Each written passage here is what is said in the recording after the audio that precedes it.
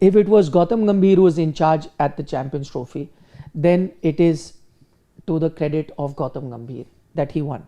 No credit there whatsoever to what happened previously, because that is what a coach's job is. The previous coach will do something and will go forward. This credit goes entirely to Rohit Sharma and Gautam Gambhir. But if you believe that everything is being done by the coach previously and the current coach can only be as good as what is the team that's left behind, then nobody point finger at Gautam Gambhir for losing to New Zealand also 3-0.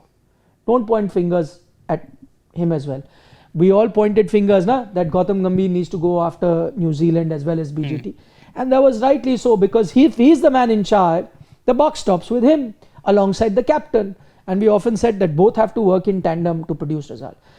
So if Gautam Gambhir was equally responsible for those two debacles that happened at home to New Zealand, which, by the way, since we go to the award function where Kane Williamson has said it's one of New Zealand's greatest ever achievements to have blanked out India in their history of this is a team that's won the WTC as well. Yeah. So he said, to just blank out 3-0 India is one of the greatest achievements.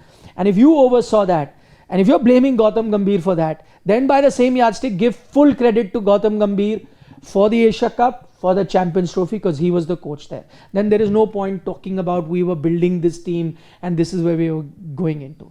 Yes, if you are in for building, then be kind to him in New Zealand, but we are not. I don't want to be, because there are a lot of decisions that were taken both during the New Zealand series and BGT which we were critical of, and the buck stopped with the captain and the coach.